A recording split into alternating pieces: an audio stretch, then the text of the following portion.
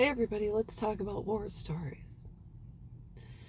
And as someone who has served in the military, I tell you, when I gather with other vets, we normally don't talk about our hurts or the challenges that we face during our time of service. And so normally we say, hey, where did you serve? And, did you travel? And did you go overseas? And this and that. And how long have you been in the system? And, we swap general stories, but I don't normally dive deep with other people. And the reason being is because I don't want to continue to relive my traumas. And I'm not sure other vets do either. And so war stories are not something that comes up.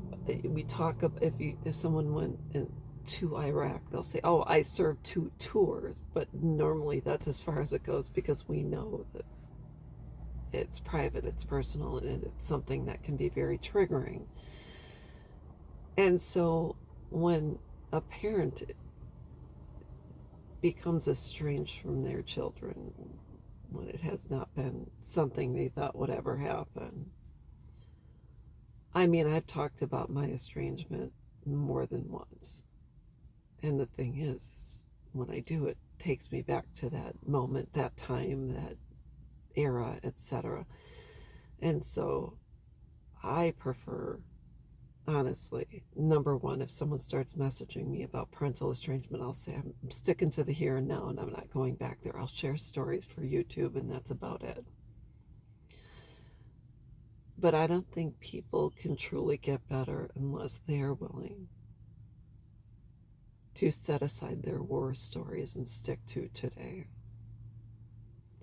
If you have a wound and you continue to pick at it, it's never going to get better and you're going to get infected and you're going to eventually need antibiotics or penicillin. That's what we used to use years ago to, heal up. And so if you want to heal from parental estrangement, you have to find one person to vent to, or maybe two, but it could be a good therapist as well. And then you have to stop talking about it. When I went through cognitive processing therapy, it had been at least 20 years after my sexual assault, and I hadn't talked about it a whole lot, especially not the ugly details of the event. And so when my therapist said, you have to write down exactly what happened, I wrote it down. It was about 20 pages long.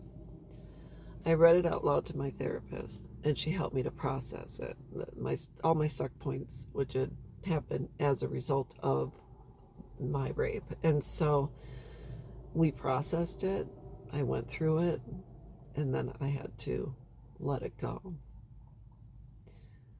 And I'm not telling you what to do, but every time you talk about a trauma, you, in essence, are reliving it. And so if you want to get past parental estrangement, it's okay to have one person to confide in, but you really have to lessen the amount of time that you are investing in it. I hope I didn't repeat myself because sometimes I do and it's just the way it is. So anyways, talk about things that are positive, uplifting, happy, joyful. I don't even care if you talk about what color the sky is. It's all about reframing and refocusing. I say invest in those who are a part of your life. Talk about them. You could talk about your favorite cashier or even someone that was in your life who passed away. Even if your parent passed, you can talk about, my dad and I used to love to, or my grandma when I was a little girl, my grandma and I used to go here and there, but focus on the positive. Trust me, it will do you a world of good and you'll stop reliving the trauma over and over and over again. So that's all I've got. I hope this helps, and I will be back.